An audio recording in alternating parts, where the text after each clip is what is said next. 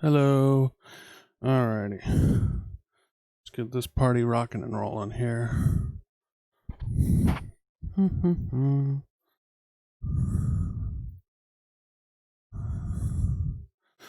Alrighty. So I'm gonna try to start streaming on Twitch a little bit more. Got a better camera coming, so that'll help.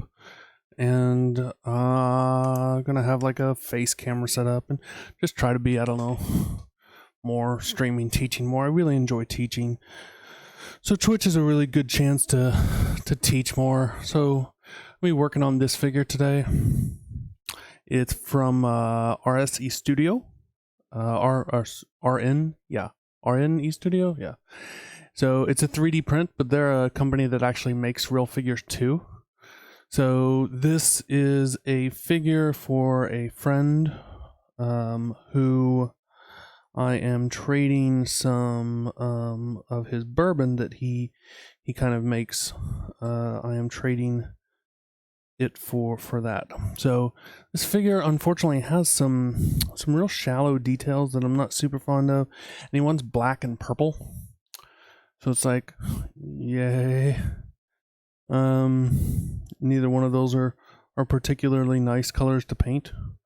I guess we'll do, trying to figure out where exactly we should go, and then we'll tackle the speed painting. We gotta kind of have at least some plan. So one's red hair, fair skin. So we'll probably do black boots, black gloves, maybe like a dark brown, like kind of this interior pant thing, and then have the rest kind of purple. That's what I'm thinking. So that should be pretty easy. And then red hair. So yeah, so I think that's probably a good idea. Let's go ahead and get colors out. Mostly we're going to be using the what's the word I'm looking for? Pro Curl paints. So we're going to be using lots of Pro Curl. I like Pro Curl. This should be a dark purple. Yep. Let's go ahead and grab purple. We'll do faded plum. We're gonna grab some of this pale yellow. We're probably gonna highlight the purple with that. For black, I really hate painting black. Like, hey, what's up, Fang and Claw Hobbies? Yeah, Pro Curl, it's the stuff, man. It's just beautiful paint. It just really is. There's no kind of two ways about it. It's great paint. Black, we'll throw down some actual coal black on it. We're also going to probably use, we'll probably end up using some of the transparent black as well. Transparent black. We'll go through the grays probably, and then what we'll do, we're probably Fang. Alrighty, Fang. Probably gonna go up to turquoise as the highlight color for the black. That's gonna be my guess, probably. So we'll see how that kind of goes. I almost always end up using the bright ivory, but let's avoid that this time. Let's get out and let's do some light warm gray just in case we need to go that high. The only thing that I really probably won't use for the Pro Acryl is the skin. I really like the Reaper skin tones. The triads also just make it so easy. I just haven't gotten as comfortable with the Pro Acryl skin tones as I have the Reaper ones. Alrighty, so I'm gonna use probably the rose triad here, and then we'll be highlighting. We'll probably use the pale yellow to highlight that. Yellow looks really good highlighting skin. It gives it kind of a what's the word I'm looking for? Gives it kind of a in the sun feeling, you know. So how long I've been on Twitch? So I tried to Twitch a while back and just had nothing but stream problems, and so I was doing some some YouTube stuff for a while, but the problem with YouTube is there's no real community, but there's a real strong community on Twitch. So I'm like, okay, I really need to try to pick Twitch back up again. So finally set a schedule, and I've just really started trying to keep to that schedule like this week. Yeah, so we'll see. So far I haven't had any stream problems though. Apparently the difference is I have like a really nice computer and really nice internet, and YouTube can handle the very high quality stream that I was trying to send it, and Twitch can't. So I had to knock all of my settings back a lot so that it was a much lower quality stream than what I was sending to YouTube, until apparently if ever I reach the partner status, and then then they apparently let you send nicer stuff. So that's that. All right, we're gonna get going. So what I'm probably gonna do, I really like whenever I've got skin that just really I want to be nice and soft,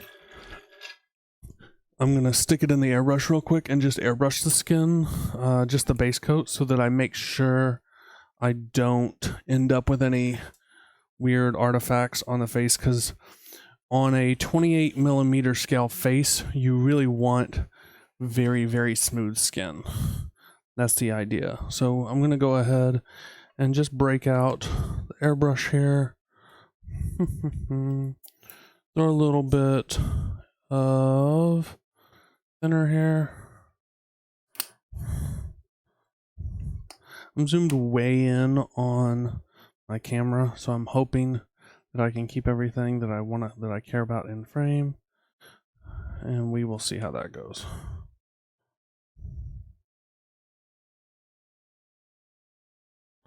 I'm just mixing up a little bit of the airbrush here. Let me make sure that it's really down in there. Yep, there we go. Alrighty. We don't need much of it, at least. So I'm just going to lay down something on the face, and then I'm going to block in the other colors real quick. My air pressure is way too high. Yeah, about like that.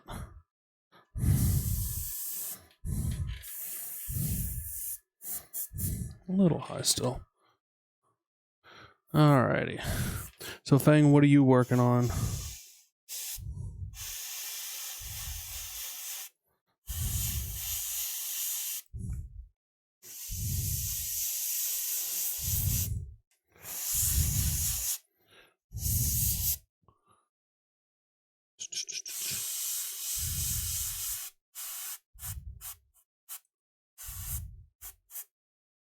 All this is just to make sure that I have a really nice smooth coat, because if I don't get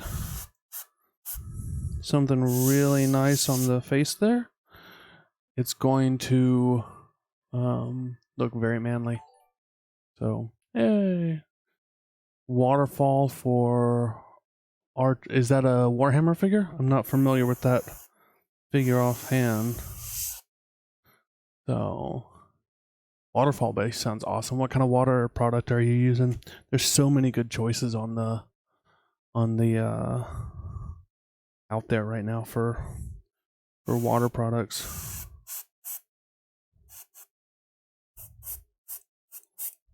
All right. I'll let that. Oh, nice. I don't think I've seen water done in silicone. I've seen it done in lots of other stuff. I'm not sure I've ever seen it done in silicone. All right, I'm good enough with that right now. Blow this out, and then we're just gonna start throwing down some base coats, and we'll see how it goes. Just clean this airbrush out. It won't take but a second. Gloss gel medium. Nice. How big is it gonna be? How big is the model? Is it like, if it's got a waterfall base, it's got to be a pretty massive model, right? Can't exactly see you doing like a waterfall base and it's, something wimpy. Yeah, sure. I have no idea how to view what you send me right now, though, so I can look at it afterwards. But definitely send it to me. I'd love to see it. You can also message me anything ever at Facebook. That's my primary place that I do things. All right, at this point we're just going to start throwing the rest of the colors down. I don't normally do a whole bunch of base coats all at the same time, but I am going to this time because the goal is to finish this thing in like 90 minutes to 2 hours, which should be pretty easy. We'll see. And if I throw other colors down at the same time, it means that I am free to let things dry whilst I work on other things. I think black is one of the colors I'm going to run out of first on Procurl.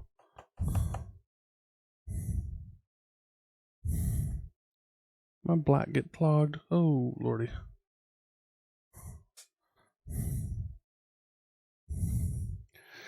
Is my audio okay? Is the video okay? Is everything going okay? Yeah, this black does not want to come out of there. See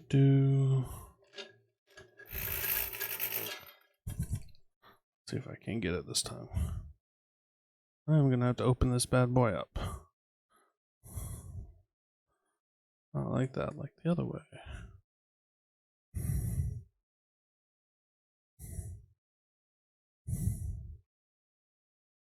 I've painted exactly one Games Workshop thing ever.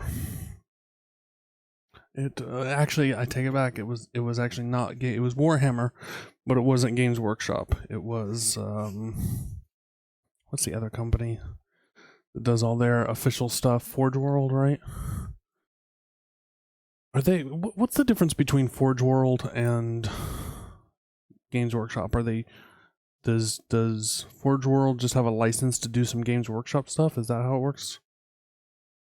Are they the same company? Just two different divisions? I have no idea. Why won't this paint come out of here? Good gracious. I know I'm not out.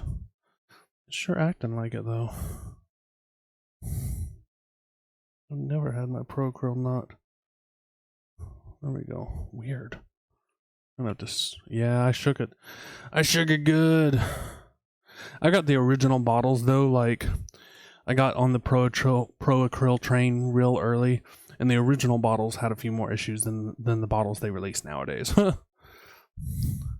So, yeah, the agitator gets stuck. Supposedly that doesn't happen in the newest bottles, which I have a few of. But I just can't believe that I tried to poke it out and it didn't seem to poke. Alrighty, we're just putting down all our colors here. We got a wet palette here. This is the AK wet palette. I really like it. The AK wet palette is very different from other wet palettes. It's much thicker, the sponge, which means it holds a lot of water without you constantly having to refill, and it's not like really picky on the level of water. Like, I actually don't like the red grass one, the one that everybody else in the universe like loves, because I feel like the red grass one is really picky about its water level. Like, you know, the water level has to be like just right for it to do its magic. And I don't know, I felt like I was always chasing like just a little more water. Okay, just a little less water, stuff like that. And with the AK one, like I just don't ever think about the water level. It's just not something that ever really comes up. That's weird. Did I put this down in this? I'm getting myself confused. What colors are what? Oh, good. Man, those colors look a lot alike. Okay. I think I've got everything down. Sweet. I'm pretty much the same company. Forge World is more like Primo stuff and costs a lot more. Yeah, so I've done one Forge World piece, and what it was so like one of my best customers, his wife contacted me a couple of years ago and said, hey, this guy who's bought like at this point, probably thousands of stuff from me, thousands of dollars worth of stuff. So his wife contacts me and says, hey, I want to get him something for Christmas, and I want it to be from you. I thinned that down way too much, didn't I? I don't like it that thin at all. Why is that not covering? That's weird. There we go. I want to get him something from Christmas from you, like painted for you. He has all of these models sitting around the house, and I'm gonna steal one and get you to paint it. I'm like, that sounds like a pretty cool plan. I'm down for this. I can help you out. So she's like, great. So she looks through, picks a bunch of different things, sets them on a table, and says, hey, these are the options. Tell me which one you think you would like to do. So I'm looking around, and there's this one that it's in a bunch of pieces, but it looks really awesome. And it was a 40K thing that I've never done anything 40K before. Oh, I gotta grab some brown and some red for the hair and stuff, don't I? I'd never done anything 40K, but I was like, yeah, you know, whatever, it's 40K, I can make something happen. And I thought that the thing was like this big, okay? I thought that it was, you know, relatively large, and it was an Abaddon model. I don't know, the evil dude, right? And I thought it was, you know, 2-3 inches maybe. Okay, I get this box in the mail, so I quoted her price for like 2 or 3 inches. I get this box in the mail. No. No. This thing is not 2 or 3 inches. This thing is like 12 inches and is solid resin and massive. Like I was like, why did you mail me a box of bricks? It was absolutely ridiculous.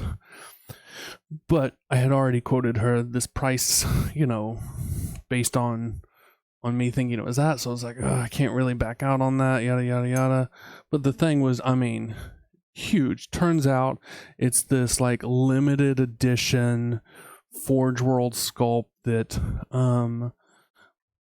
they don't, you know, they haven't made for a long time. He's had it for like 20 years, and was just this really like super special piece. And it turns out people normally charge like, you know, $900 or something silly to paint these things. And I did not charge that. I 100% should have, in a sense. Why on camera? Just barely. Oh. It's always like painting on camera is such a challenge, you know, because you got to make sure that your audience can see you somewhat, and you know, it's a whole thing. Alrighty. This model has a lot of really nice details, but there's also a lot of really like it's too shallow in the details on some places, like where the hair meets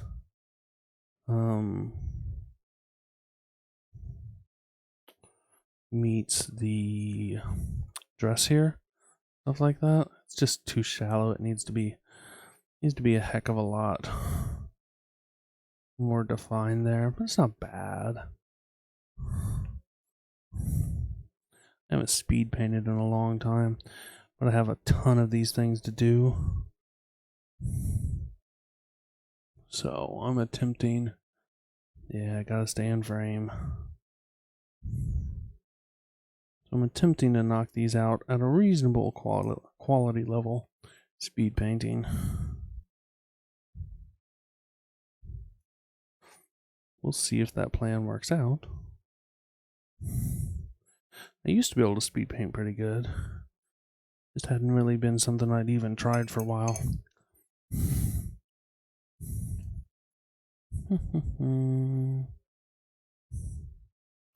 Not worried too much about being super neat right now. As I move up across, just gonna kind of stick some of this back in there. As I kind of move to more details, I can worry more about cleaning stuff up as I go. Take this black. Didn't I get some blue? I didn't get any blue out. Oh, I got the cyan out, that's right. It's gonna be a really dark figure. I'm not really loving it. Purple and black sounds kind of dull to me. But you never know. Hopefully we can make it turn out. Probably should have started in gray and moved down for this. Oh well. Now that my table's almost cleared off with project, bust game. I love painting busts. Painting busts are some of my... Gracious, can't hold on to a paintbrush all of a sudden. Painting busts are some of my absolute favorite things to paint. Why is that going so thin?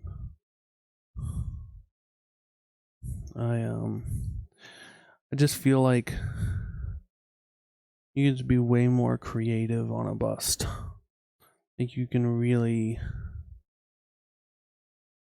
show off on a bust.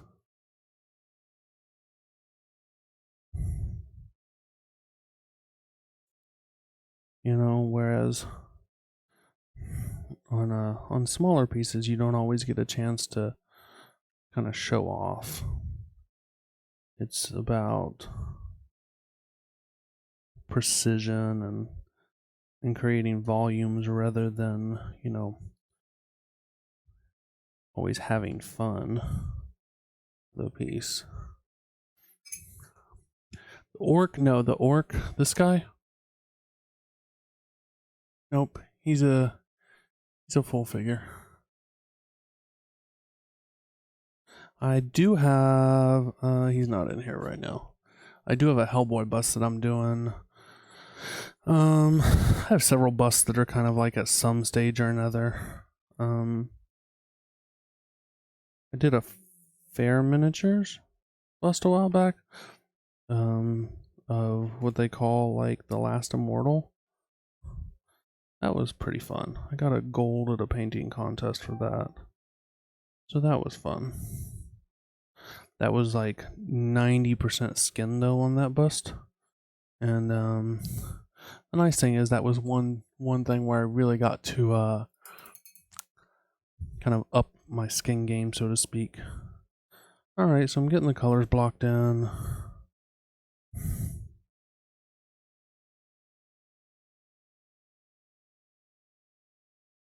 Like I said, I'm not too worried right now if I touch something where it shouldn't go or whatnot. If I get some color where it doesn't look quite right, because we still got so far to go, right? Go and get some color on the hair. We're gonna do like auburn red. So we're gonna start with mahogany, Prochrome mahogany, and then move up through kind of reds and yellows and stuff like that. We'll see exactly where we end up. I don't think I've ever painted red hair the same twice.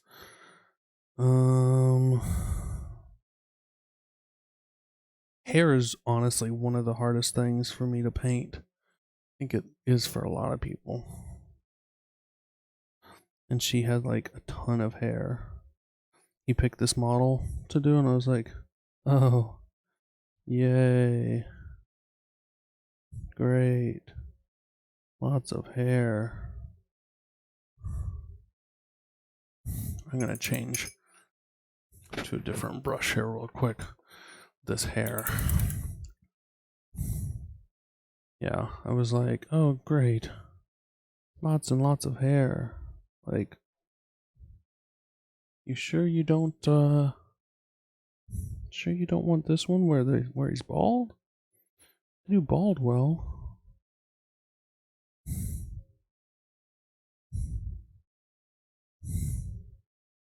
Skin tones? I don't know. The thing with skin tones is, you know, what comprises a skin tone is so varied that you can get away with a lot of stuff and have it still look like skin. With hair, I feel like half the time the only reason you kind of know that it's hair is because of how it's sculpted, and the painting actually doesn't look anything like hair. What's your big project?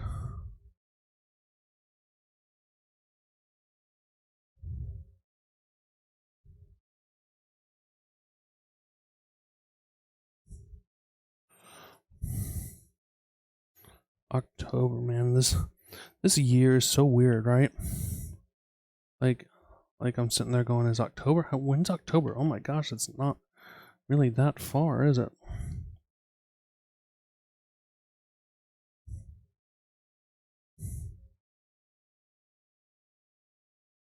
Oh, the Labyrinth bus. Oh yeah, I know those. Those look awesome. Like, is it for you? Is it for a friend? What's the deal? Like, why do you have those in October? Okay. We're starting to make some headway here. Commission.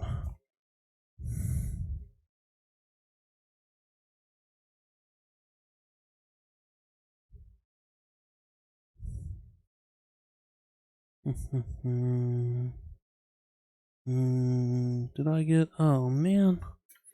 I think I got. Yeah, okay. Not quite. Okay. It's a lot of bus, man, isn't it? How many is it?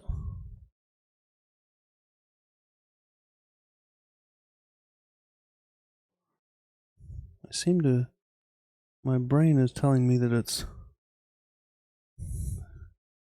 a non-trivial amount of bus.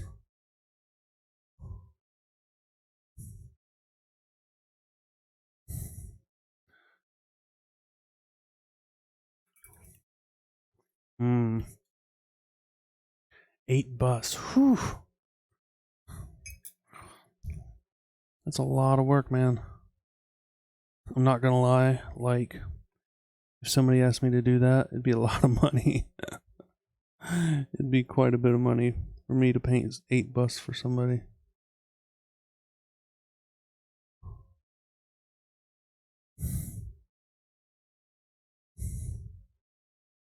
Okay.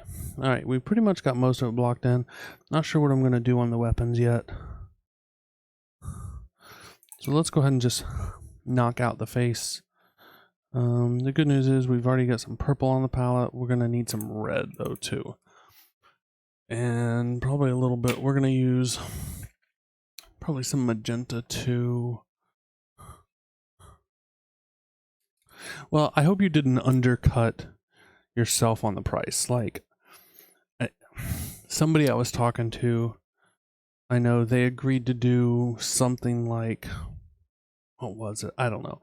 It came out to like $3 a figure or something like that for what they were doing, and I was like, tell me you're not doing that for real. Like $3 a figure, like please don't do that. You know? So yeah. Don't go too cheap, you know. Painting takes a lot of time for most people. It's not a quick thing, right? Just taking a look and seeing where I missed here. Then we're gonna start on the face. Alright, so first thing we're going to do is just start blocking in some shadows. If I get on my hair and stuff, it's not a big deal.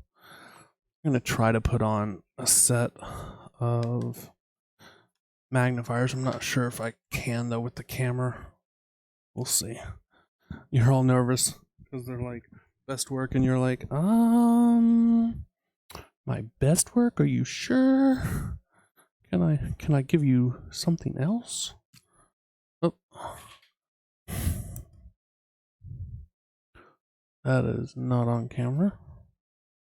Alright, we're gonna have to adjust here. Also not on camera. Seriously? How's that? Yeah, close enough. Yep, alright. Oh, that's why I should have checked that. Got way too much paint on my brush there. That's okay.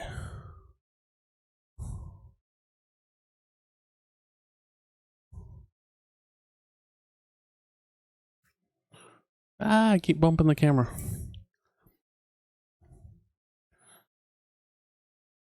Yeah. I'm trying to think. 8 bus. Good gracious. Yep. Different cameras coming this week.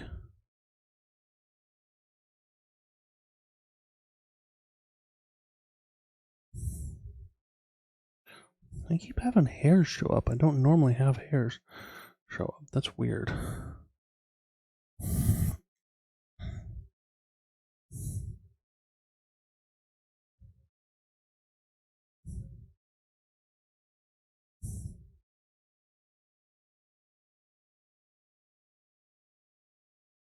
Just blocking in volumes on the face here. I'm going to turn up the gain a little bit here. Looks pretty dark for that.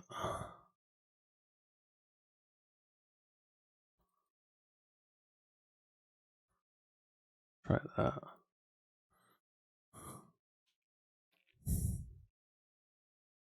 Okay. I'm gonna need something. Yeah, let's do this. Go ahead and get my eyes rolling here. There's too much paint in that one. How long have we been going now? There's a stream timer somewhere, but I don't see it. Oh, there we go. 35 minutes. Okay, so we're just gonna start blocking in some volumes on the face here. Good Lord, that's gonna be annoying. Ah! Okay.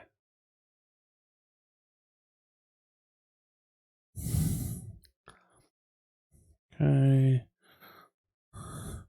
What I like to do is get kind of the volumes defined and then come back in and add some of the color, stuff like that.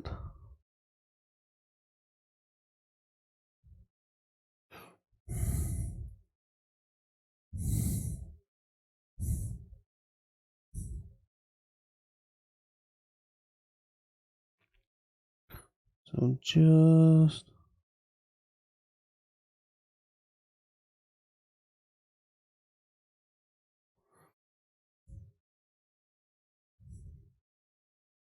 working on this. I'm gonna start mixing a little bit of that yellow into our highlight.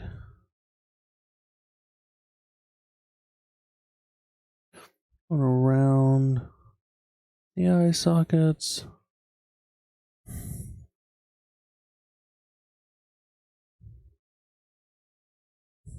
Forehead. I think we can get the other eye socket now.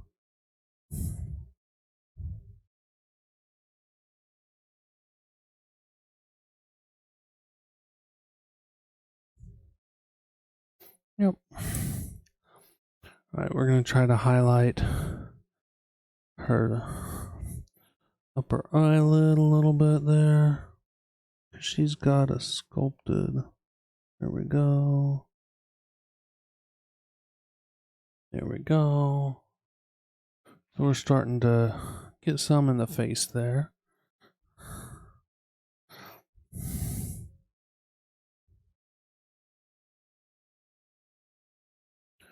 What we need to do now is work on a few of the darker tones. We'll come back in.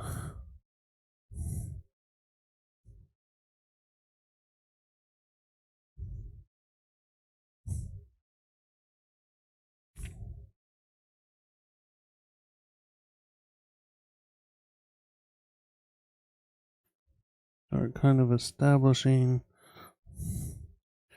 some of the darker tones.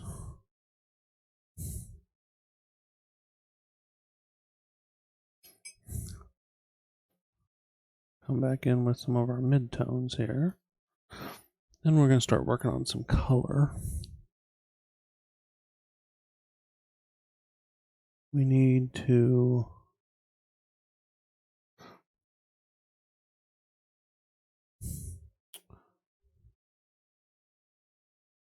still need to go brighter.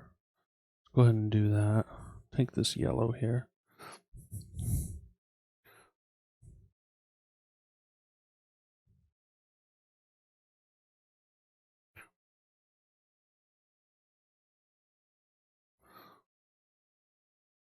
So we're just catching right. The thing with speed painting, you don't necessarily have to be fast. And the goal is to not make mistakes. Because you're going to spend a lot of times, like, don't do what I just did. Spend a lot of time fixing mistakes. I put down way too bright of a highlight right there. So now it's like her whole cheek is like kaboom. I gotta get a darker layer under the, right under the eyes. Okay.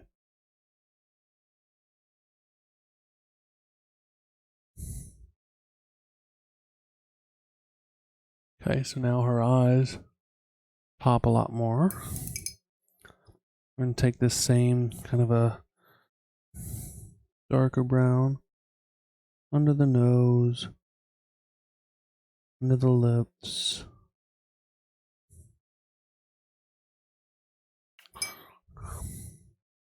Okay.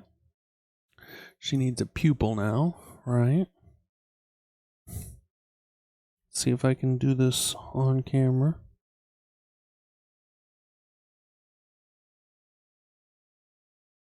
Ooh, that was gonna go badly. We're just painting figure here.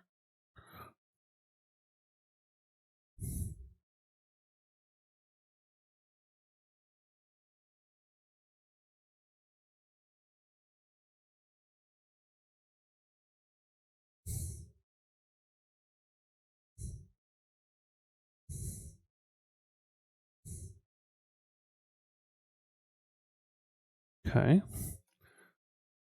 There we go.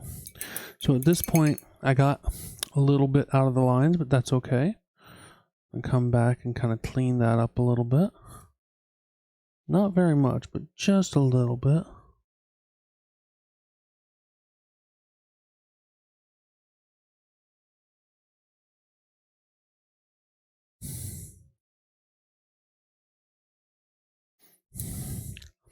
Just a second, I gotta take a closer look here.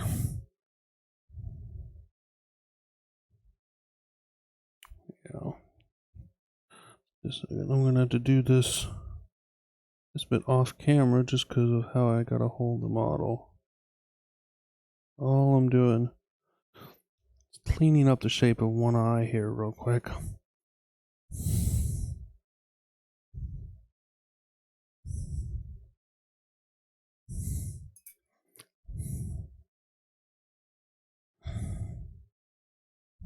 Almost done, guys.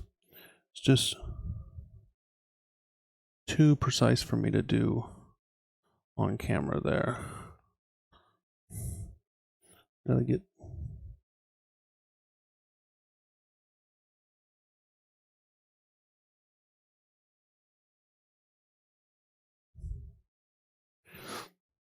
Okay.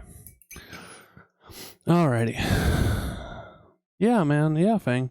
Have fun in Pathfinder. I play Pathfinder too. What kind of character are you on Pathfinder?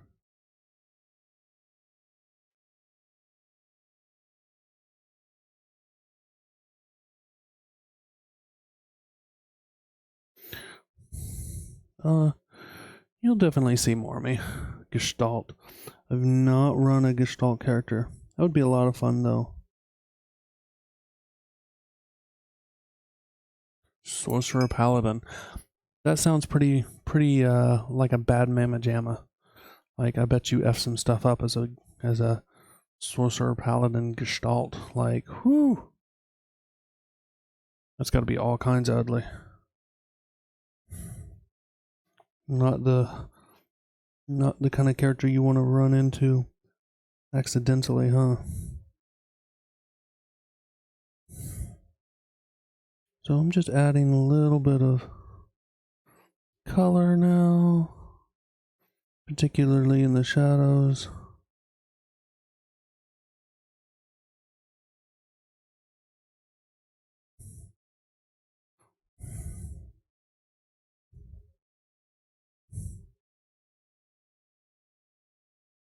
Okay. All right, man. Have fun. Appreciate you hanging out.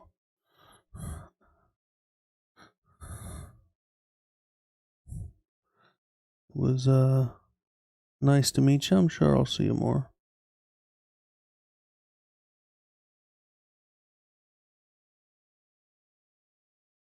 All right. We're about to move on from the face for now to speed paint, so we're not going to spend a terrible amount of time on it. Do the lips here real quick.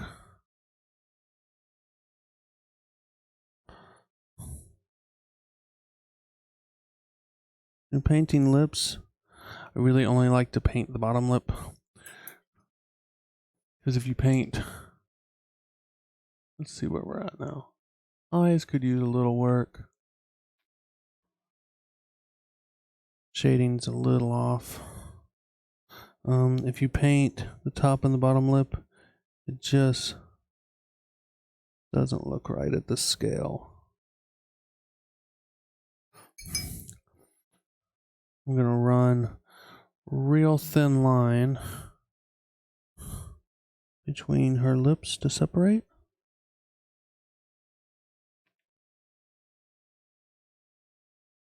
There we go. We're gonna add a lip highlight. Lips are shiny. Healthy lips are shiny. So adding one little highlight there helps a lot. And then we'll come back and we'll work on the eyes and stuff if we've got some good time. All right, so let's do the purple next. Yeah, I'm happy enough with that face for now. Not a bad face for, 20 minutes or whatever it took after we started just working on the face. I kind of want to try this. I got these new brushes and they're supposed to be dry brushes, but they're like super stiff. Like they say they're soft, but they're really not. I kind of want to try these, but I'm afraid they're so stiff that it's going to hurt the model. So I'm not going to try it right now. I'm going to try it when I'm not doing something for time here. But I do think tackling this purple with some sort of dry brush is probably the way that I'm going to go here. So I'm just getting off this, and then because the other thing that this is going to do on cloth is get some texture. Okay, and texture looks really nice on cloth. This is a elf makeup brush, and I'm just kind of going to town right now I've got one shade lighter. And I don't have to be real careful at this point because there's not a lot of other stuff painted, right? So this is just kind of helping set the tone here. And then we can go be more careful after we move up some.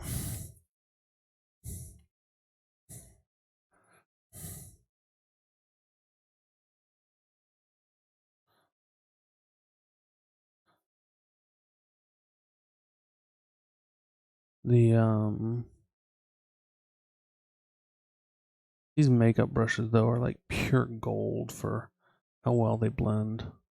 Actually, I think this is actually a roseberry smush brush. This is slightly different. I think I can take this off for now. Still have my headset.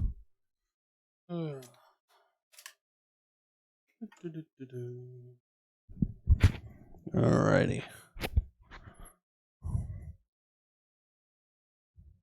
Yep. Alrighty.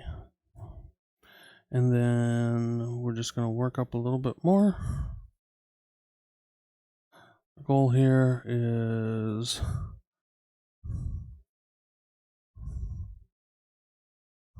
get some texture on stuff. Show some volumes.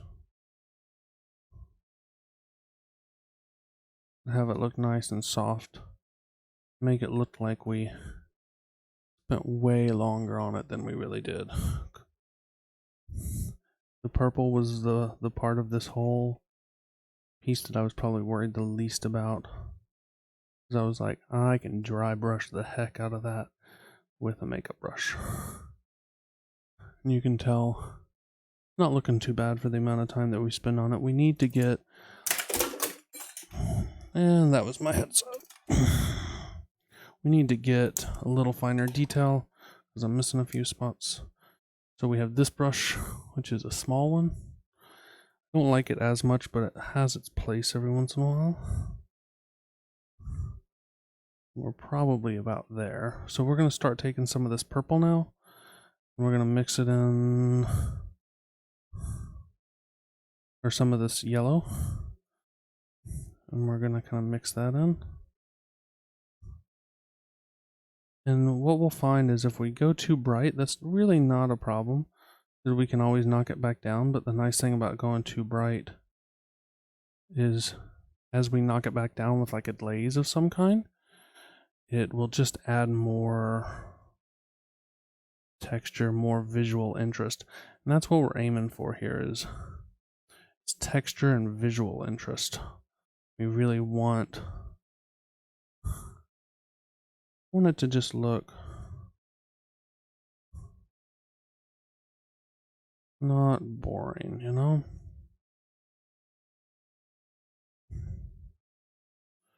All right. Okay. So we got that. What we're probably going to do is light this up a little further. And then come back in probably with like a purple glaze.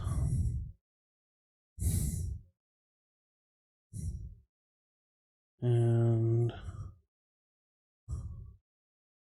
really make it all pop. One thing you can really do with some of these brushes, you can use them to catch the edges of like actual edges of the skirt and stuff like that. And that really helps make things look worn. And just, it really adds a lot of visual interest. All right, we're about as bright as we're gonna go before we start knocking it back.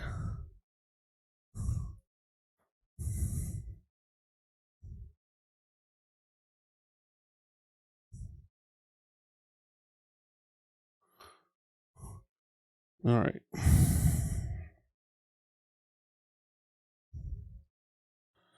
All right, at this point, we've probably painted it. We need to get just a little bit I got my brush wet, didn't I? I just did. Let's see if I can cheat. So I really want to get, there we go. Just want a little highlight right there. Now what we're going to do is we're going to just do a real thin transparent glaze on it. I think we have a purple, right? Yep. And then we'll go in and we'll add some interesting colors and stuff manually. But we already got kind of the gist of it from that with very, very little effort. That was the why did I squirt that right on there? I have no idea. Like smoking crack, guys. What did I just do with that color? I swear I'm getting old. Alright, I'm putting some on the palette over there. And what we're gonna do is we're just gonna take a real thin, like many parts of water. I'm gonna rinse this brush out.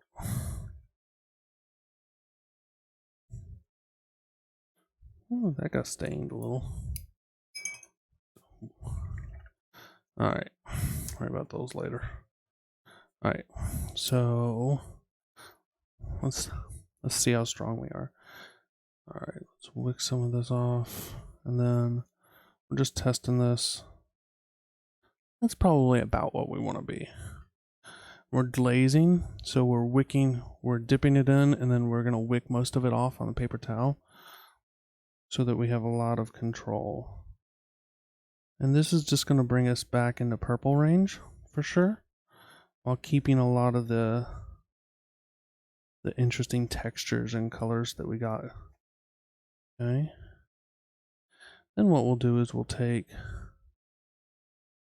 some more fun colors, start dropping them in the shadows.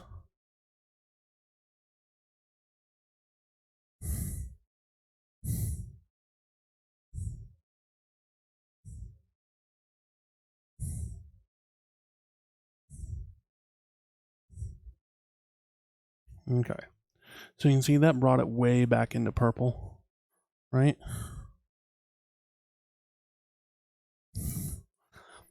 The problem is the purple's kind of boring right now. So let's throw some other colors in here. See what happens. Let's throw a little bit of this cyan. It's just need to find whatever viscosity I kind of want for this. A little too much. Something like that. Not quite a glaze, but way more than your average layer, unless you're just like a really thin painter. Let's just kind of work that in a few places. Just creates some more interest, right? Trying to give our people who do this something fun to look at, right? Let's go ahead and take some of our yellow here. Reinforce a few of the places that we lost on our glaze. So some of the edges.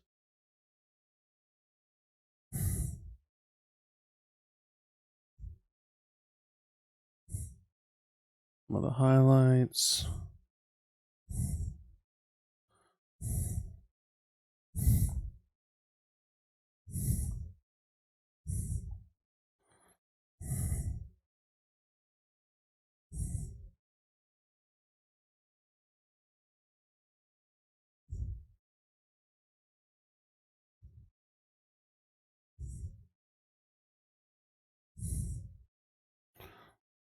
Okay. The light's definitely coming from this direction, so this leg isn't nearly as important. We'll give it a little bit of love.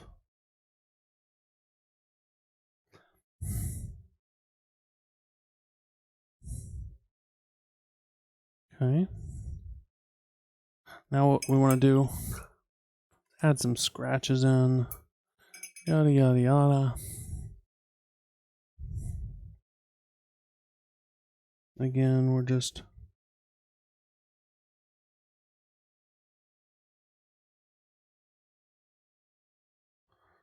adding visual interest.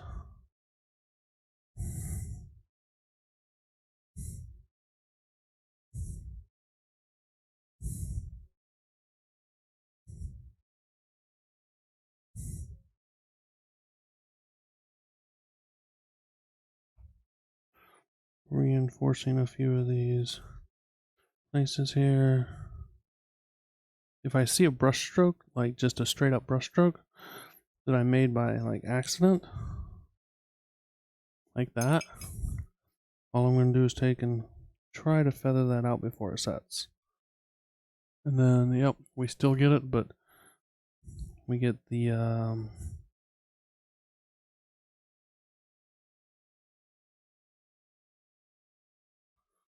okay. That was a little strong.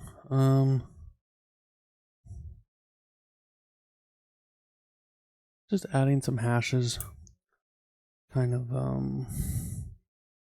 giving that cloth feel. We're gonna go over that with a glaze because I got a little strong there.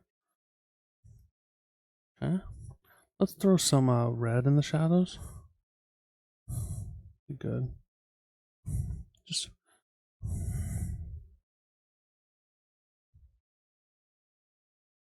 Just working some different colors into this.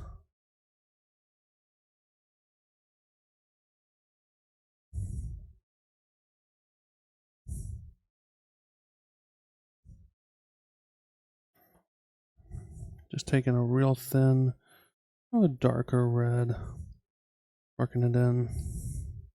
It'll go nicely with the hair that we're about to do. Should be subtle. You don't want it to be like, oh my gosh, there's red there. You're just trying to provide that hint of it, right?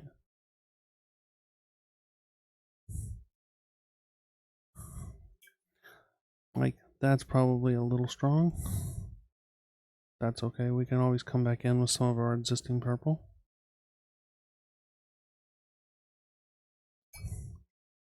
Just lighten that up just a little bit. Okay. We've got this brown that's just like chilling kind of down in here. Let's go ahead and just, luckily it's not going to take hardly anything to do because it's like barely even visible, right?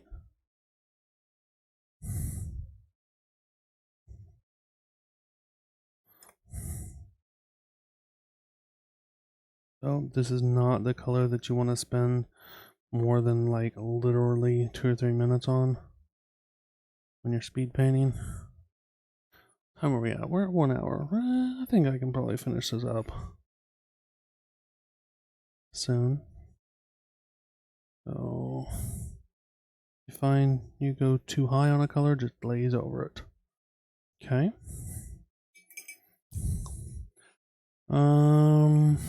Boots. Oh, the brown. We need to leave a little bit of time for black lining. This model will 100% get better lined. Like, you should definitely not skip lining on this model. It's got so many places that have these like poorly defined edges that it will 100% need to be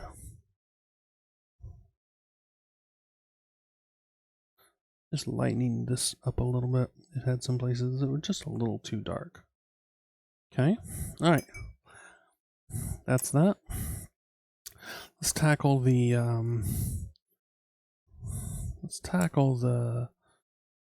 black. We're gonna do dry brushing again for a lot of that. What we'll do is we'll dry brush up through some grays, some teals, glaze black over that, and then come back in and add some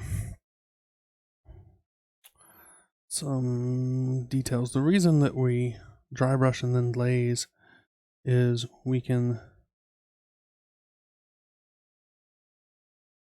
add a lot of texture with the dry brush, and then if we find we add too much, we can knock it back down real easy. So you can see immediately the dry brushing is picking out the stuff.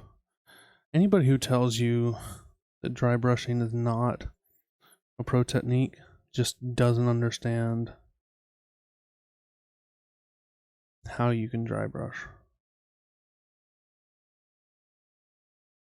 Like, especially if you're using makeup brushes, like, I'm sorry, but dry brushing using makeup brushes is such a game changer, right? Okay, so what we're gonna do now, we'll pull a little bit of this cyan in, because we want something other than just those gray tones, because that's super boring.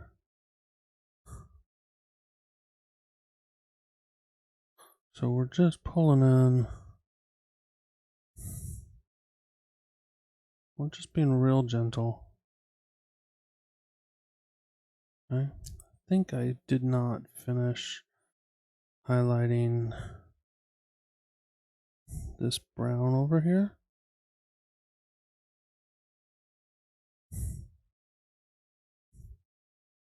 So I'm going to do that real quick before I forget about it.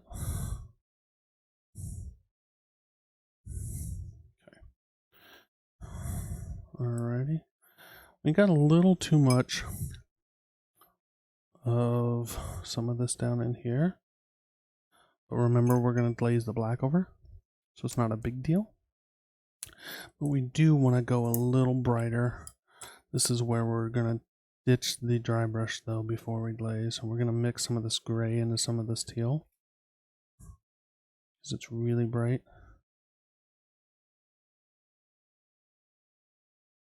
And we're just looking to add some textured highlights in just the right spots, so that when we put that transparent black over it, it just pops, right? That's what we want. And then if we want, we can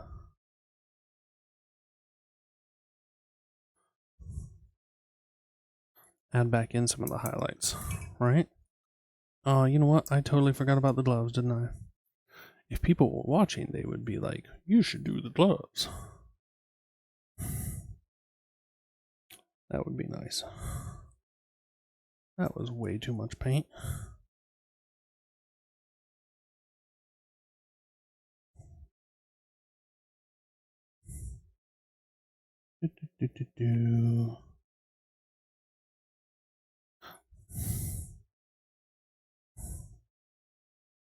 The hair is still what I'm worried about a little bit, because I really hate hair. I mean, really hate hair.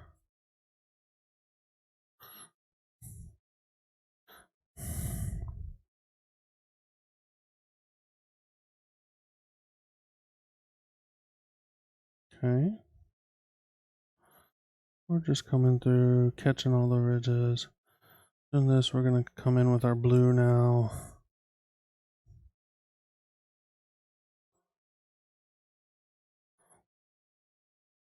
There's lots of different things you can highlight blue with. A lot of times I use purple, but we already had so much purple, or highlight black with.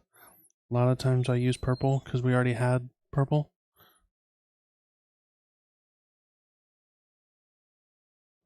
Sorry, somebody came in there. I already had so much purple, I didn't want to do purple. Okay. So we've got kind of that going on. Let's grab the regular brush.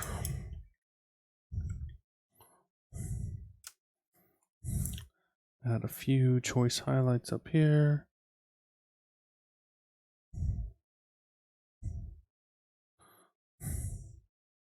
Oh no. My brush just hit and got all over the purple. That's okay. You make a mistake, if you catch it real quick, you can take a wet brush and just wipe it off.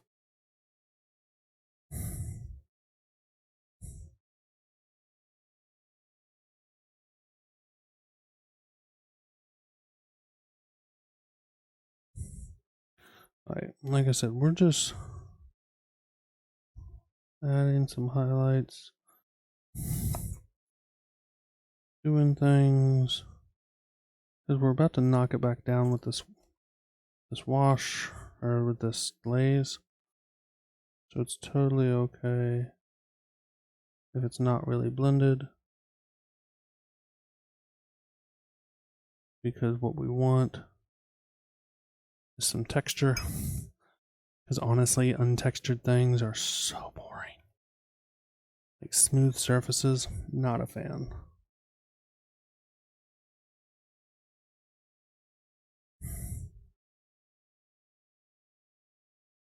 Like, if I wanted all this smooth, it'd be pretty fast to airbrush a huge chunk of this.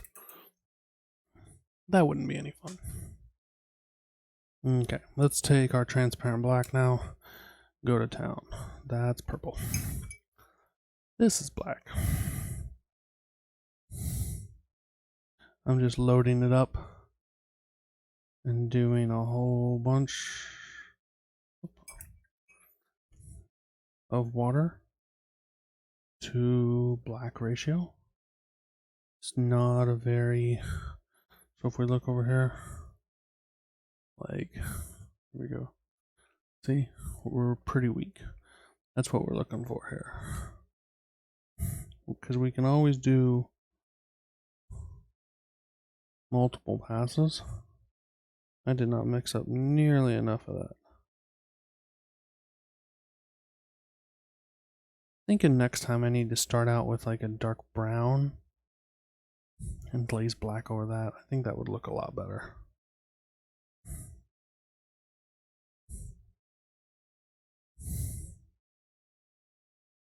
And it's going to take a few glazes, but that's okay.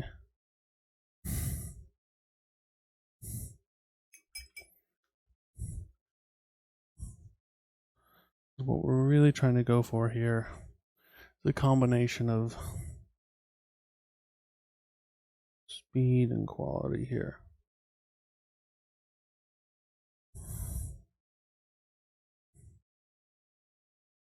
We're not always looking for the absolute best paint job.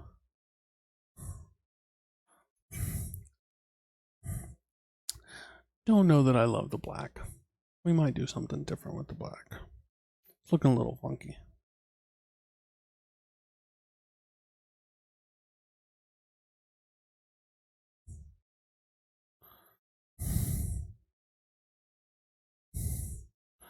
Need to let it dry though.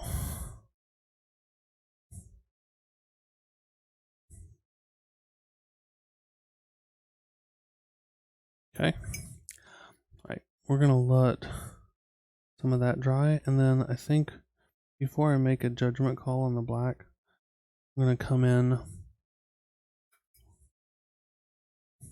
with some black ink and ink some of it, because that'll help a lot. Cannot tell what these handles are. Probably just do them as like a wood. Right? Alright, let's tackle the hair real quick.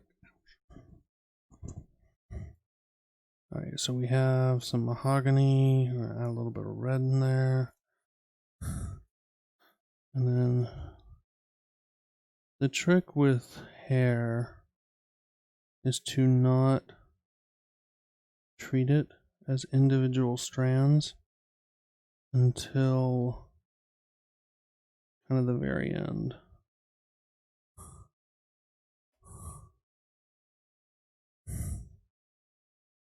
Like, paint it as volumes. So, you know, don't try to paint individual strands.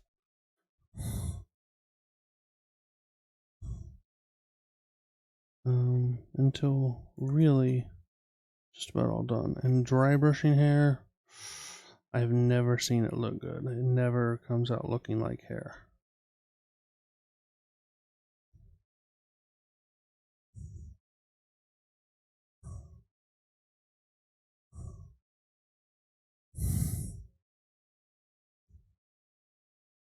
Okay. So that was one.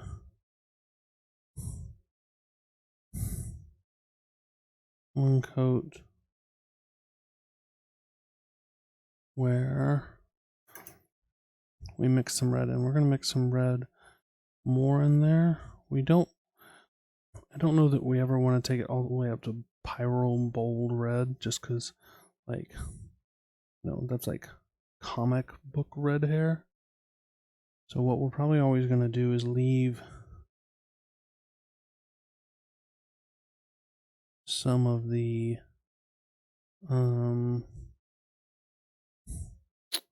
brown in the mix, and then start adding in some of the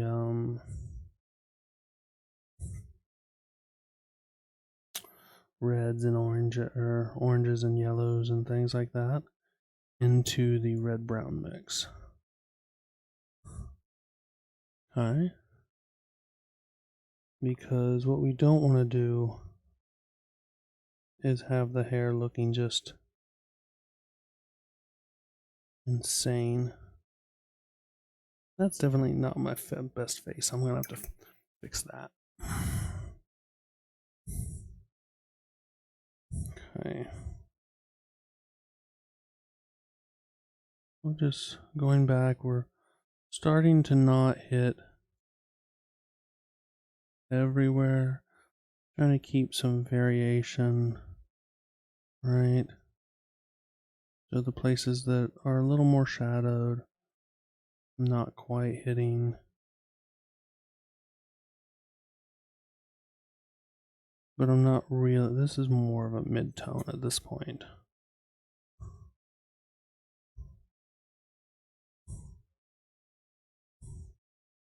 Okay.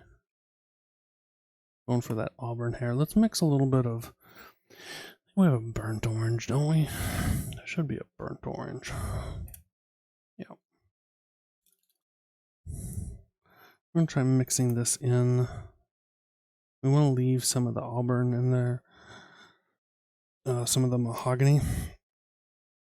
Because we don't want to take it into like the fire realm, right?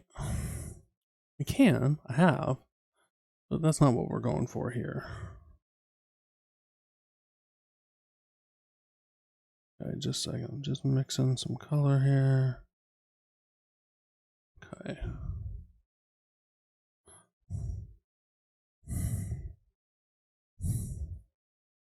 Okay.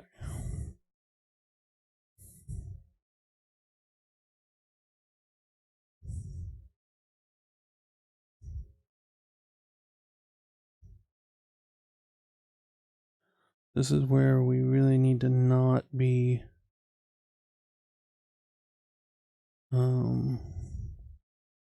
putting too much in shadow areas now. Also, it really helps with hair if your brush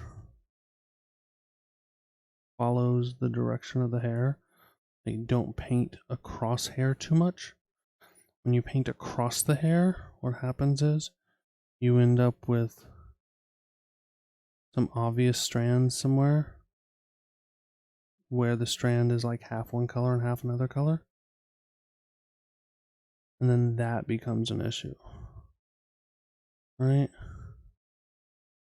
So I'm not saying to worry too much about individual strands right now, but don't go the exact opposite direction of everything. All right, we're gonna try putting just some of the burnt orange down.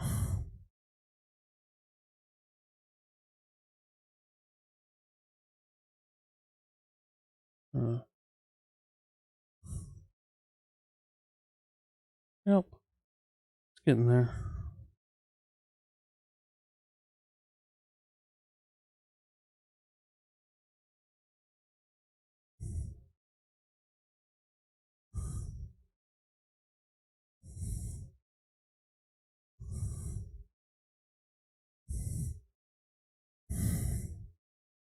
Next, we'll move into some yellows. We want to move into like orangey yellows. We don't want to go into like blonde yellow. We got to make sure that we're starting to think about really where the highlights are going to be. Hair has a natural sheen. Almost, I think painting hair and painting metallics is actually very close. I think they're very related. Told somebody else that once though, and they're like, no. I'm like, okay, well, if you don't think so, that's okay. She has some weird hairband thing up here. It's like oh, now that I've got some paint on it, it's some sort of like knotted system. Like, it looks kind of weird to be honest. But she's got some sort of like, I think it's like a metal clasp in her hair though. It'll be a good thing to paint. We'll paint it differently so that it provides some visual interest. So we're really starting to, the figure's starting to come together now. You know, it's starting to look like something. So yeah, we'll see. I'm not super thrilled about the boots, but I think once I take some black ink in there, I think that's going to help a lot. I need a really warm yellow. I don't know that I have what I need in Pro Acryl. I don't think I do, but I do have it in Chimera. And it's also a really super transparent color, so that's good.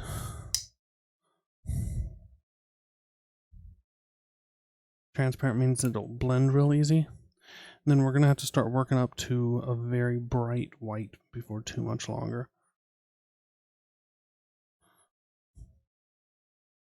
Because this is going to give us a lot of color. Might even be too much. But it's not going to give us a lot of value. It's going to boost that saturation on the hair a lot. But it's really not going to change the value very much. And value is what you really need in hair to sell it as hair.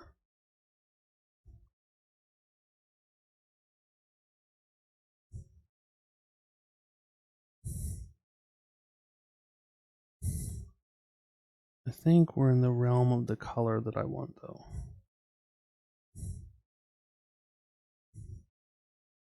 This is where we're starting to pay a little more attention to, you know, exactly what hairs we're hitting. We want to make sure at this point when we're starting to hit highlights like this, you really can't afford to have a highlight on your hair going perpendicular to a hairline. That's where you just really can't have it. It just looks terrible. So say we're starting to get there. We need to do, I think this area right here is all jacked up, but I think black line is going to take care of that. We might try.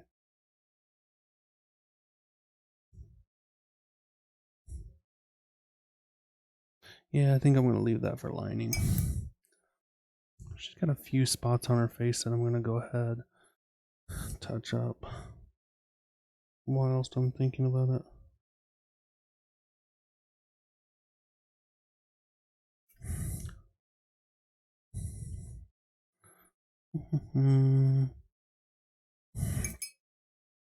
Alrighty, we're going to move straight into, this is just Chimera's golden yellow. A very pigment rich color. We're really only focusing this on where the highlight is. It's a very transparent color, so we're not adding a whole lot of value, but it is going to help guide us on the next step where we take some of this with a little, ooh, broke my own rule there. I went perpendicular by accident. It's going to really guide us on the next step where we add little pops of white, little pops of what it can be here. We need to make sure we're highlighting this weird hair thing. She's got like a little braid. The problem is it's almost too shallow, like the model detail. There's such a fine line on model detail where like you need some things to be, you know, shallow and some things to be, you know, brighter.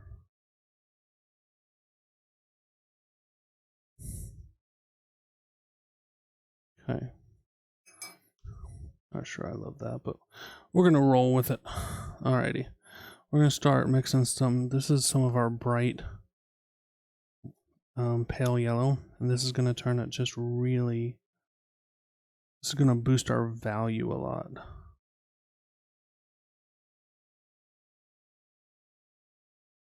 Which means we really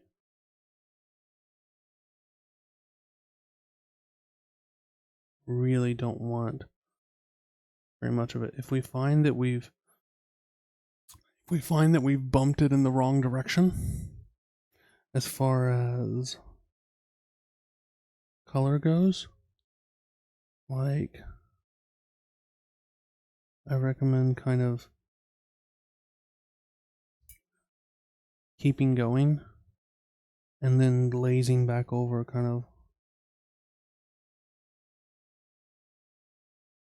what.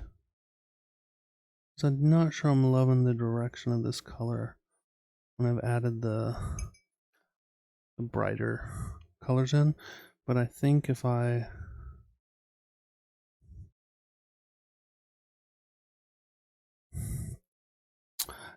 glaze back over, I'll be real happy with it.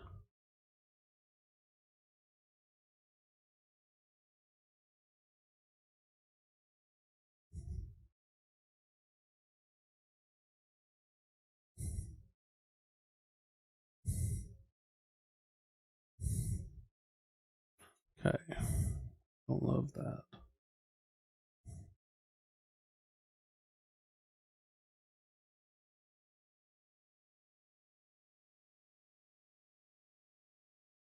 Okay, so we're getting there.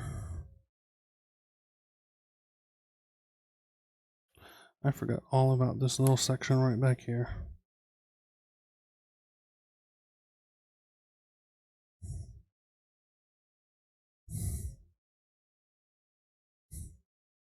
Don't you hate that when you've got a model and suddenly you realize you've neglected to paint like a whole section? Alright, what we're going to do now that I know I'm going to glaze a different color over the hair because I'm not loving the final, I'm going to go ahead and just make a few highlights that are much stronger. And then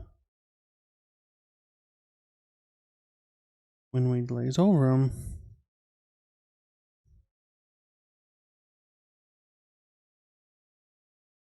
it'll tone them back down, and they'll be where I want, hopefully.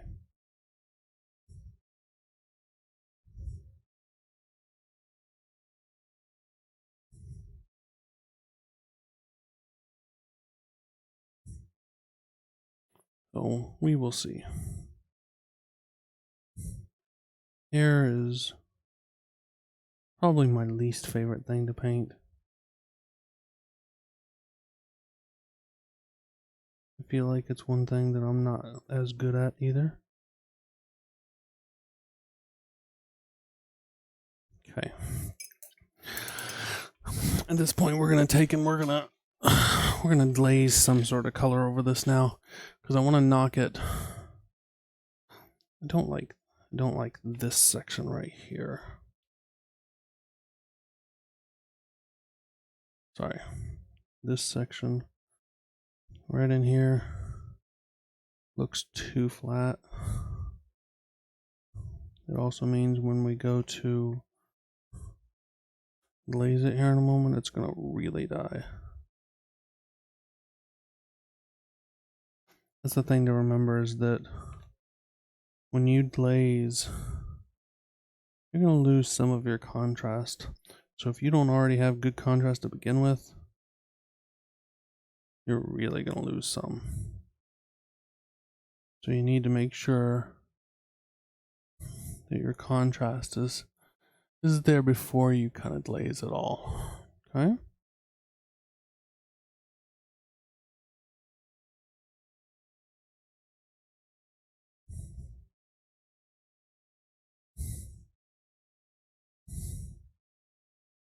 Okay.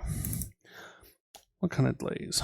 I'm thinking a little bit of the red here, a little bit of a warm yellow. Makes kind of a real orangey glaze.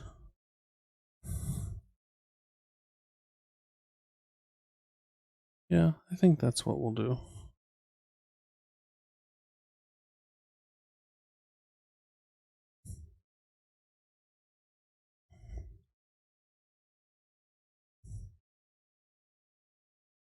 And then once it dries, we'll need to decide if we need to come back in and re-highlight some areas.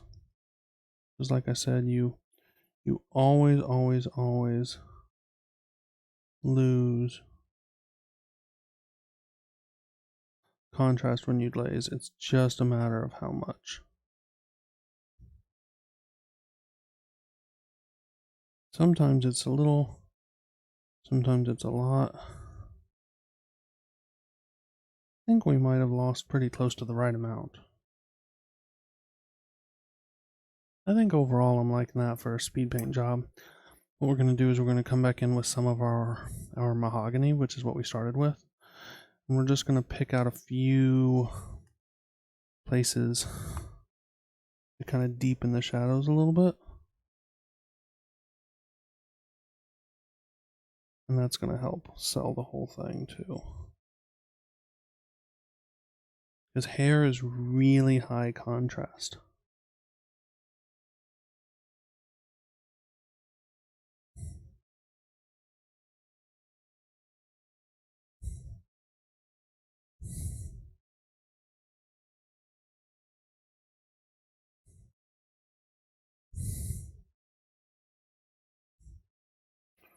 We're just coming through and we're picking out a few spots.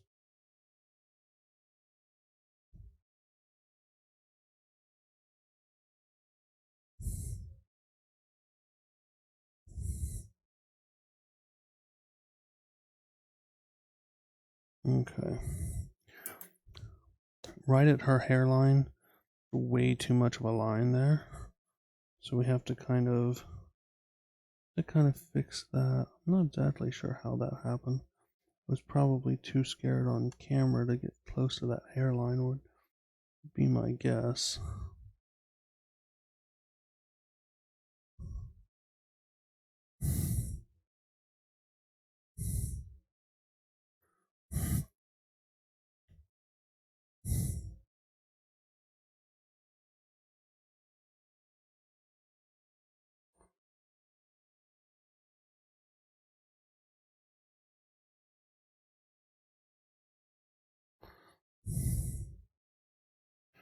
Alright, I can tell right away that we need a little bit more highlights in a few places.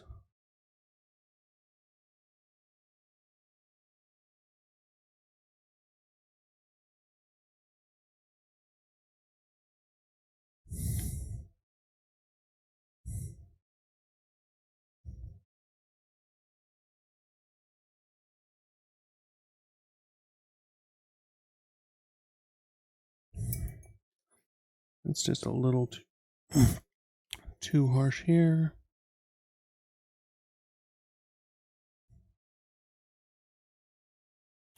Probably gonna leave the hair as is.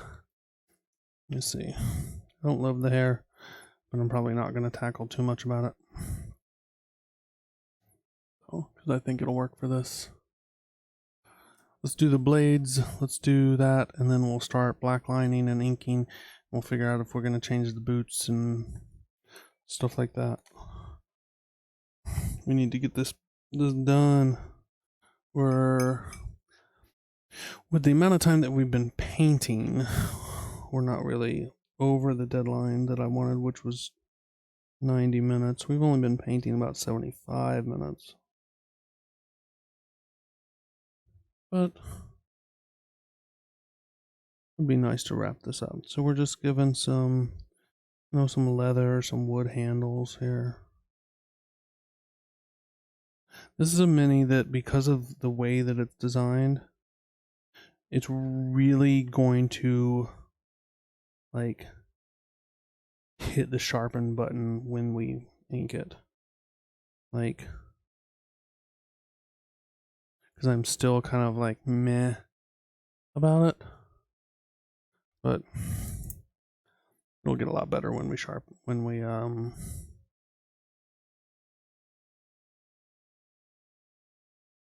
ink it.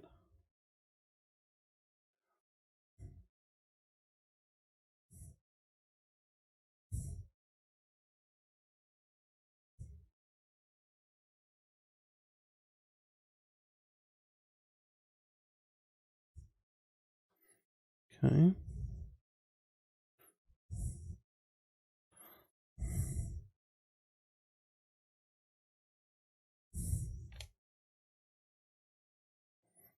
We're just adding in some of the handles here.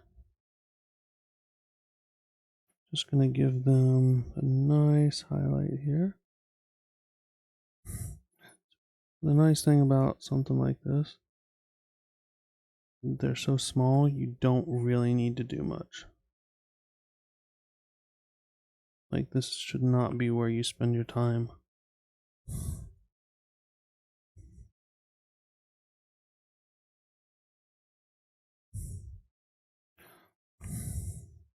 That said, you don't want to neglect them either.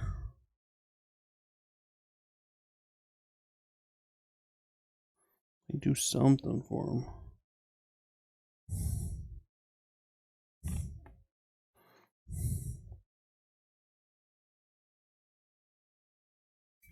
Okay. Let's move on to the blades. I'm gonna try to make a more interesting gray. What do we have? We mix a bunch of colors together in the palette, we'll come up with some sort of, there we go. Something. This is just several different, kind of a reddish gray.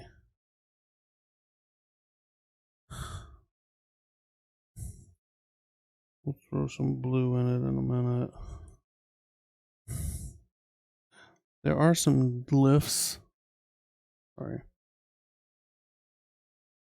There are some glyphs on the blade. They are way too small to do much about. Not really going to worry about them right now. May freehand something on it, we'll see. Okay, so now what we're going to do, I'm going to take some of the black, some of the blue, and this isn't dry enough yet.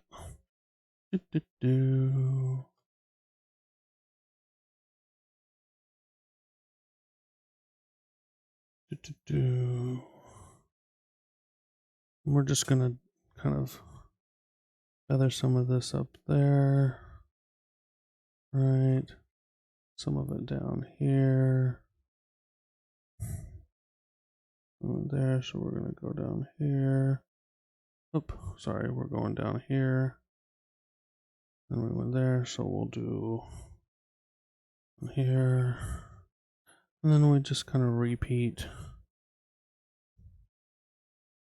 Then we're going to take some of the black. We're just going to make this color a lot darker.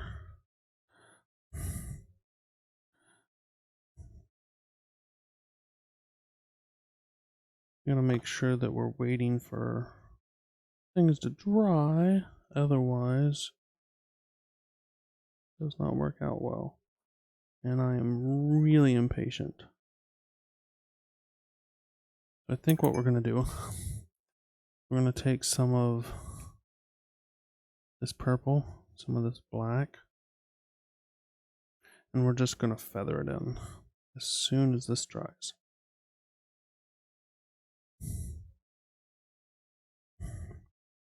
Okay, so this is dry. So we're going to put it up there, and then we're going to find that line, and we're just going to feather that out. Feather that out.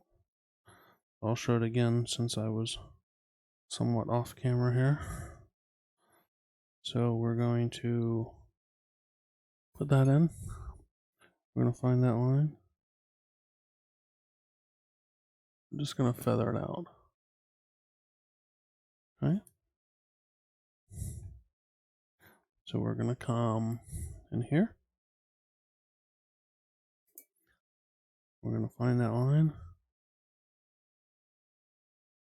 Just feather it out. So all we've done is made a quick transition on the dark with very little effort. Okay. And what we're going to do is we're going to come take our yellow here. This is pale yellow. And we're going to attempt to do the opposite. This is a lot harder with bright colors. They both dry a lot faster, and they don't like doing that technique as much. So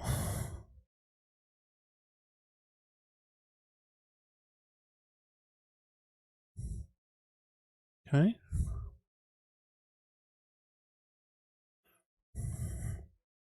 We're just trying to get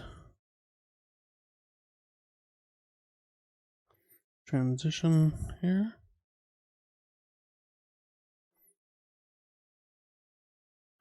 Tempted to just break out the airbrush. Might do that here in a minute. Depends on how this goes. That one looked good. I like that one.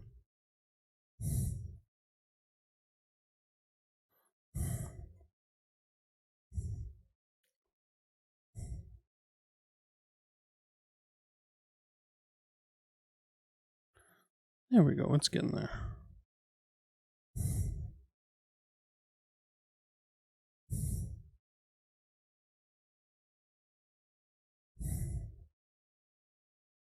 Come back in.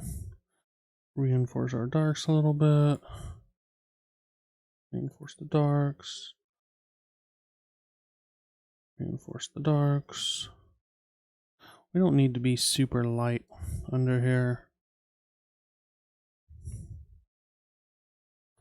Okay. Now what we'll do is we'll just do something like that. We're just trying to catch the edges here. This is just a pale yellow.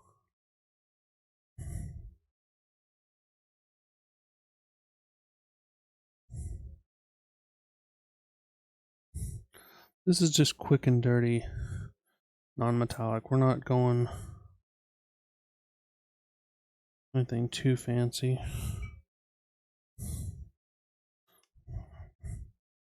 I'm just using the side of our brush. Trying to catch the edge here, right? It's like that.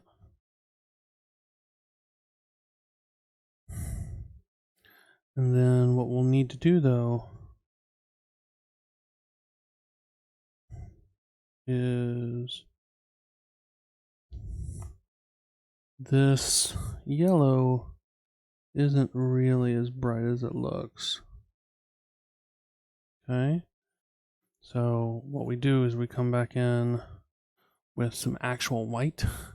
It's gonna be like kabam, because like that looks bright, but it only looks bright because there's no actual white anywhere on the figure. Like, so when we add in some white now, it's just gonna be like, whew. Yeah. So see how like Suddenly they got a lot brighter. Yep. Okay. We're just going to do that in a few places. The thing about non-metallic is I think when it's really super smooth, it's actually kind of boring. People say that it's all about you know, getting that smooth transition. I just don't know about that. It's really more to me about the word I'm looking for, the contrast of it. So what we're going to do now is we're going to add a couple of scratches. This will help sell the effect because metal is often scratched. So what we do is we take black and we're going to make a little cut nick in the side. We're going to say kaboom. One right there. And then we're going to come over here and we're going to do a kablooey right there as well. And then you take your white and you go below the scratch because it would catch the light. The thinner line you can do here, the better. Okay, now it looks like there's a little chunk taken out of that.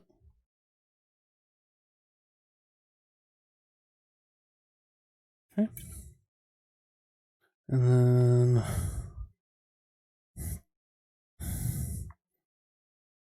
do the same thing over here. There we go. Chunk taken out of that.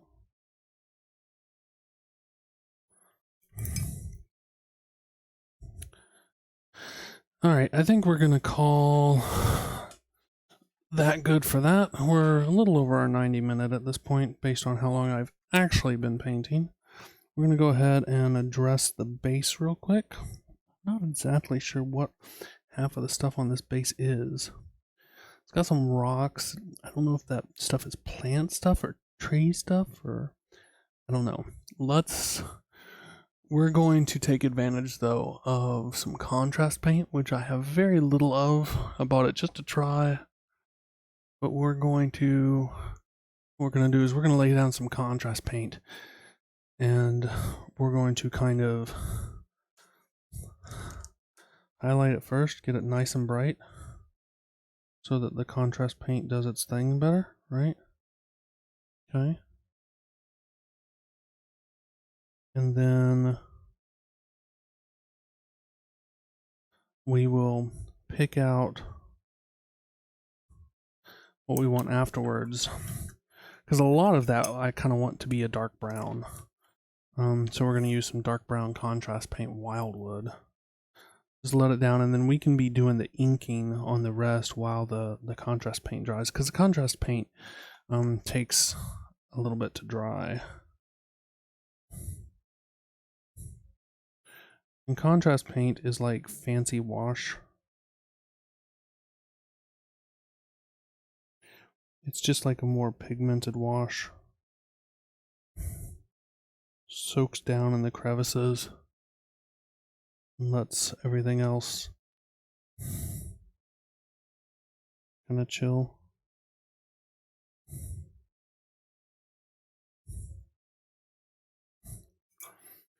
But I hate just using contrast paint, so while it's still wet, we're just going to throw some other colors in there so that when I start painting, we've just got not a boring brown base to start from. Throwing some blues, a little red. I need to get some green out, but I don't have any green. Alright, so at least we're not starting from an incredibly boring solid brown. So when I go to paint some rocks and stuff, they're already kind of toned like I want. So what we're going to do now, we're going to take some ink Where's my black ink?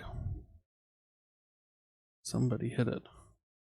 Somebody hid my black ink. There it is. Black ink. This stuff is just my absolute favorite for inking stuff, because you know it's inking. We're going to put a couple of drops of Flow Aid. This is going to help us to ensure that it runs down into our crevices. Also keeps it from drying on the brush as long. We're going to add just a little bit of water. Not very much. This brush that I like for inking, it's a size 2. This is an 8408 brush, and you can tell it has a very long tip on it. Like, see how the tip is much more slender, so it allows me a little bit more control over this. We will see how well I can do this on camera. This may be a catch. This may be a trick, guys, doing this on camera, because gotta have a lot of precision for this. Also, my glasses dropped earlier and the glass fell out, so yay. Alright, I got the other ones here. I'll just have to put these other ones on. Alright. Let's see if we can make this happen. While we're waiting for that contrast paint to dry, we'll ink her up, finish the base.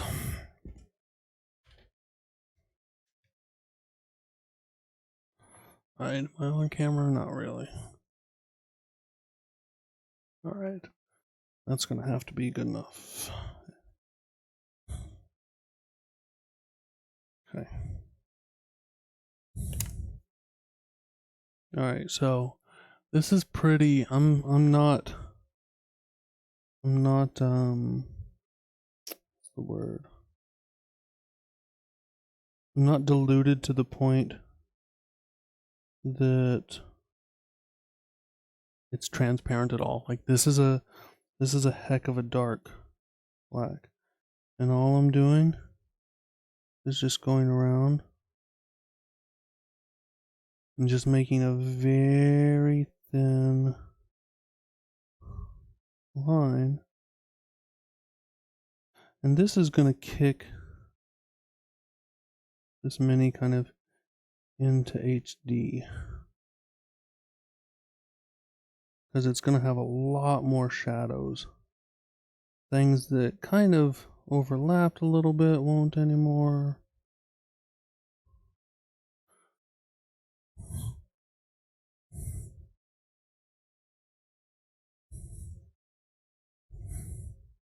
Like, this is a great area, like right in here. It's gonna look way better.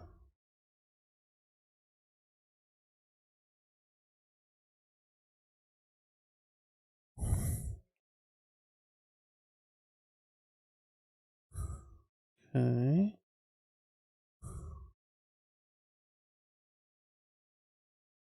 Somebody told me that they didn't feel like they needed to do this step, and I'm like, well, you don't have to. But it certainly doesn't hurt. It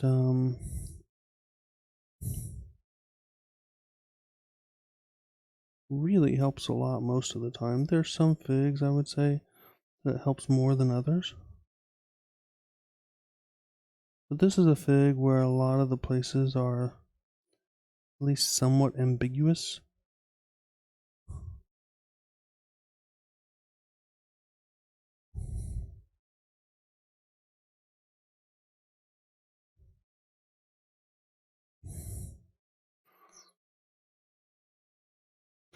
Don't really like this whole area right here where it meets her face. I might have to come back and just approach that again later. Just sometimes you just have that where a face meets hair, just if the sculptor doesn't take care to make that a recessed edge and it meets on like a rounded point, on like a rounded edge, then it just can really wreck that area. I haven't gone yet to the boots. I'm going to come up and knock out. She has this hair thing. I'm going to try to do it with the black because it needs the contrast.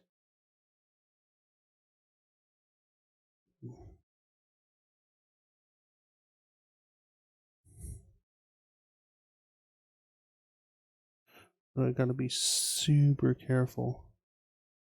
I really don't like that black line on her face though.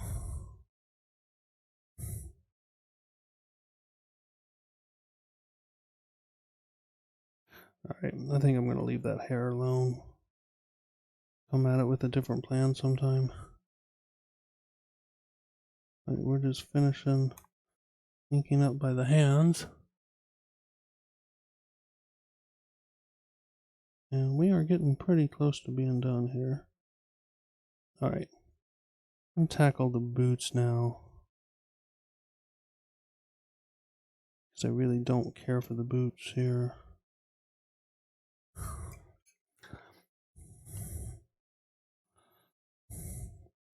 Alright, what we need to do is reinforce some of the blacks.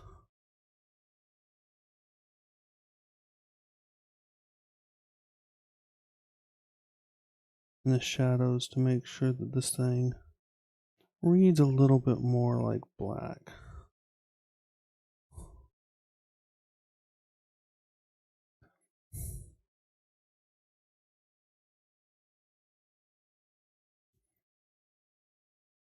That helped. I'm okay with that now.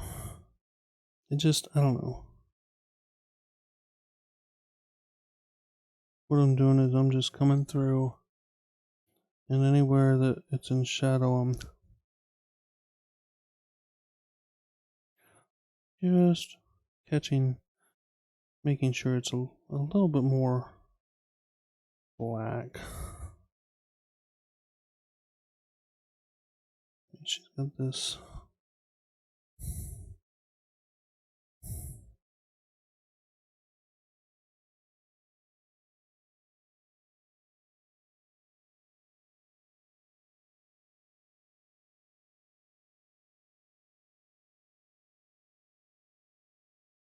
Okay.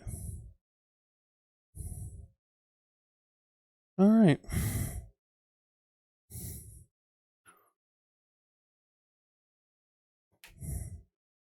Not my favorite, but I think it'll work. Especially for the amount of time. Okay, let's knock her eyes out. Or her base out, and then we're gonna call her done. Be just over 2 hours. Some rocks.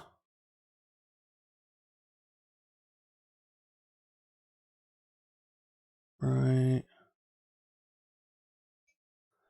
I think these are trees over here. I think that's like a dead tree.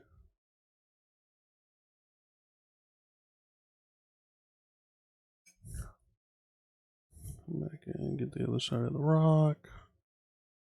Rock. A rock. And we're just going to take whatever colors we can find on our palette.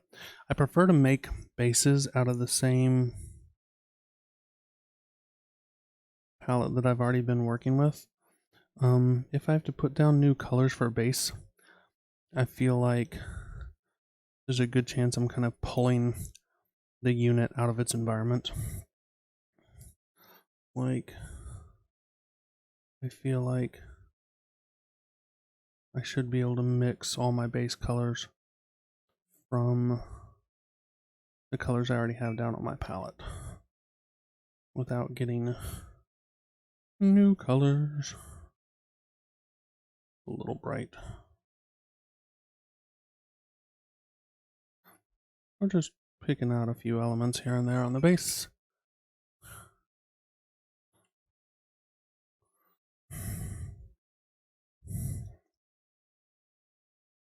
Then we're going to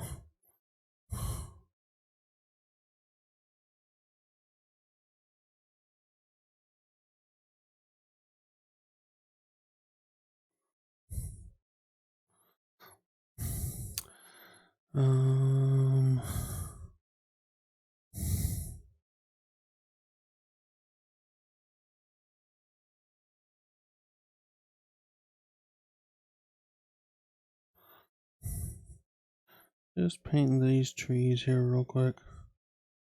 Trees are really interesting. Wood's really interesting because it can be just about any color.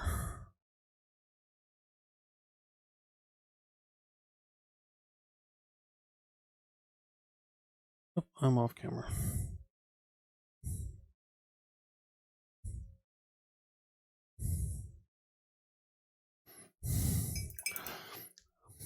Alright, we're going to put some black around the base and call this one done. Should already have some black out on the palette.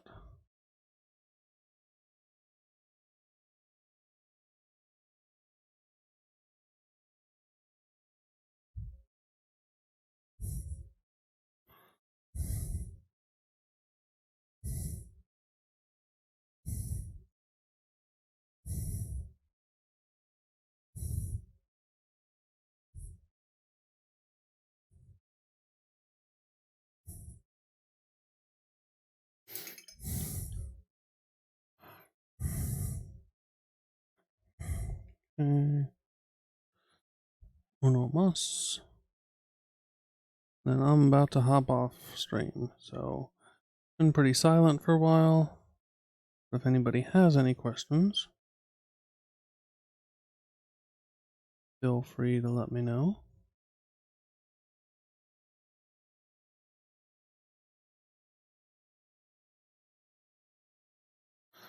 Alright. We're going to call that good. Alrighty. Just about, with the time I spent talking and stuff, about 1:45. Alright. Have a good one, folks. Bye.